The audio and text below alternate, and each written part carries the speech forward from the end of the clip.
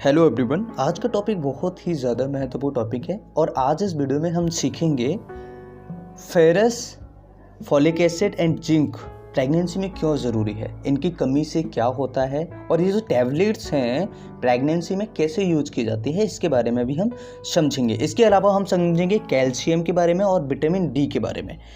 क्या ये ज़रूरी है प्रेगनेंसी में और क्यों ज़रूरी है? अगर ये कम दिया जाता है तो क्या होगा, अगर ये ज़्यादा मात्रा में दे दिया जाता है तब भी क्या होगा? सो वीडियो को लास्ट तक ज़रूर देखिएगा। वीडियो अच्छा लगे तो लाइक कीजिएगा। चैनल पर नए हैं, अगर आपने हमारे चैनल को पहली बार विजिट किया है तो चैनल को सब्सक्राइब कीजिए हमारे नए नए अपडेट्स, नई नई वीडियोज़ देखने के लिए।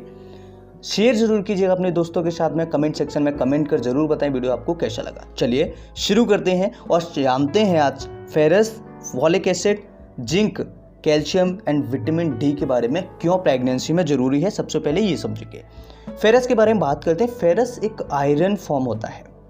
फेरस एक आयरन होता है।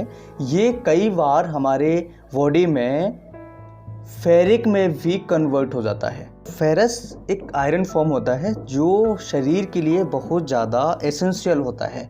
आरबीसीज के अंदर आयरन पाया जाता है और ये क्या करता है, ऑक्सीजन को लाने ले जाने में हेल्प करता है और शरीर के जो हार्मोन्स होते हैं, हार्मोन लेवल होता है, उनको भी मेंटेन करने में हेल्प करता है। वो आयरन बहुत ज़्यादा ज़रूरी है। इसके अलावा फॉलिक एसिड की बात करें तो फॉलिक एसिड क्या करता है, हमारे डीएनए को सिंथेसिस करता है। डीएनए अगर सही से सिंथेसाइज्ड हो जाएगा तो ऐसी कंडीशन में क्या होता है, बच्चे को कई सारी बीमारियों से बचाता है, जैसे कि न्यूरल ट्यूब डिफेक्ट है, हार्ट से संबंधित बीमारियां हैं, क्लेफ्ट पैलेट है और हार्मोनल चेंजेस को भी ये बचाता है। यानी कि अगर फॉलिक एसिड किसी पेशेंट में कम होगा तो ऐसी कंडीशन में उसको कई सारे बीमारियां होने के चांसेस बढ़ जाते हैं। फीटस को, बच्चे को भी और मदर को भी। मदर को चांसेस कम है लेकिन फीटस को ज़्यादा बीमारियां होने के चांसेस बढ़ जाते हैं। जिंक की बात करें तो जिंक आपकी जनरल हेल्थ के लिए भी ज़रूरी होता है। जनरल हेल्थ यानी कि स्किन के लिए, हड्डियों के लिए, हार्ट के लिए, त्वचा के लिए, बालों के लिए, कई सारे इसके फंक्शंस होते हैं। इम्यूनिटी के लिए, इम्यूनिटी यानी कि अगर हमें इम्यूनिटी स्ट्रॉन्ग करनी है, इम्यूनिटी को सही से बना के रखना है, नर्व सेल्स को सही से बना के रखना है, मसल्स को अगर सही से बना के रखना है तो यहाँ पर जिंक का बहुत अच्छा रोल है। तो इसलिए जिंक की बहुत ज़्यादा ज़रूरत पड़ती है प्रेगनेंसी में। स्पेशली अगर प्रेगनेंसी में किसी को 12 ग्राम पर DL से नीचे आयरन आता है, हीमोग्लोबिन आता है, तो ऐसी कंडीशन में पेशेंट को ये दिया जाना चाहिए। फिर डिपेंड करता है कि पेशेंट की डाइट क्या है, पेशेंट क्या डाइट में ले रहा है, उसके ऊपर भी डिपेंड करता है। तो यहाँ पर हमने समझा है ferrous, folic acid and zinc के बारे में। तो इसका एक टैबलेट दिन में एक बार लिया जाता है और ये डॉक्टर्स के द्वारा भी डिपेंड करता है कि कंडीशन क्या है। ज़्यादा आयरन की कमी है तो फिर वहाँ पर ओरोफर इंजेक्शंस होते हैं, वो लगाए जाते हैं। लेकिन 8, 9, 10, 11 ऐसी कंडीशन में क्या होता है, पेशेंट को इन टैबलेट से ही काम चल जाता है। एक टैबलेट दिन में एक बार दी जाती है। ये टैबलेट आपके कम से कम 1 महीना 2 महीने तक चल सकती है।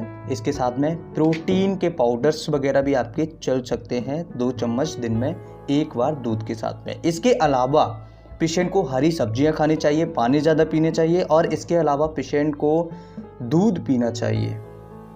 क्यों? दूध में भी ऐसे तत्व पाए जाते हैं जो हेल्प करते हैं बच्चे को डेवलप के लिए। कैल्शियम, विटामिन डी है, फॉलिक एसिड वगैरह है, काफ़ी सारी चीज़ें भी मिल्क में मिलती हैं थोड़ी थोड़ी मात्रा में। अगर हम बात करें कैल्शियम और विटामिन डी के बारे में, प्रेगनेंसी में कैल्शियम की 1300 mg पर डे के हिसाब से ज़रूरत होती है। अगर इससे कम मिलता है तो पेशेंट को थोड़ी बहुत प्रॉब्लम हो सकती है। अगर हम बात करें कैल्शियम क्यों ज़रूरी है शरीर में, तो कैल्शियम आपको इसलिए पेशेंट को देना होता है क्योंकि बोन के लिए बहुत ज़्यादा ज़रूरी है, दांतों के लिए, हड्डी के लिए बहुत ज़्यादा ज़रूरी है, न्यूरल एक्टिविटी बहुत ज़्यादा ज़रूरी है, स्केलेटल मसल्स के लिए बहुत ज़्यादा ज़रूरी है, कार्डियक एक्टिविटी के लिए बहुत ज़्यादा ज़रूरी है, मसल्स स्मूथ मसल्स के लिए बहुत ज़्यादा ज़रूरी है, और हार्मोनल चेंजेस ग्लैंड्स के लिए, सेल डिवीज़न, ग्रोथ और ब्लड कोआगुलेशन के लिए बहुत ज़्यादा ज़रूरी होता है कैल्शियम। इसके अलावा कई सारे इसके काम है, कई जगह पर ये काम आता है, लेकिन ये मोटा मोटा हम समझ रहे हैं। प्रेगनेंसी में स्पेशली इसे देना चाहिए। इसके अलावा विटामिन डी की बात करें तो आप सभी को पता है विटामिन डी हड्डियों के लिए बहुत ज़्यादा ज़रूरी होता है। अगर विटामिन डी हम नहीं देते ऐसे पेशेंट में तो क्या होता है, पिजन चेस्ट, आपने एक पेशेंट कभी अगर देखा हो तो पिजन चेस्ट एक पेशेंट होता है, उसका चेस्ट क्या होता है कई बार आगे की तरफ निकला हुआ होता है। कई पेशेंट्स ऐसे होते हैं जिनका चेस्ट अंदर की टर्फ धंस जाता है, तो ये यहाँ पर भी बहुत ज़्यादा ज़रूरी है। ठीक है, सो विटामिन डी भी, इसका भी एक टैबलेट दिन में एक बार लिया जाता है। आपके डॉक्टर्स पर भी डिपेंड करता है कि विटामिन डी कैल्शियम की कितनी कमी है, लेकिन नॉर्मली जो डोज होता है वो एक टैबलेट पर डे के हिसाब से दिया जाता है, यानी एक टैबलेट कैल्शियम, विटामिन डी और एक tablet folic acid, zinc and ferrous की, इसके अंदर कॉम्बिनेशन है। सो आज हमने जाना है ferrous, folic acid, zinc and calcium, vitamin D pregnancy में क्यों ज़रूरी है, अगर काफ़ी सारी रिस्की बीमारियों से हम बच सकते हैं। सो विटामिन डी भी, इसका भी एक टैबलेट दिन में एक बार लिया जाता है।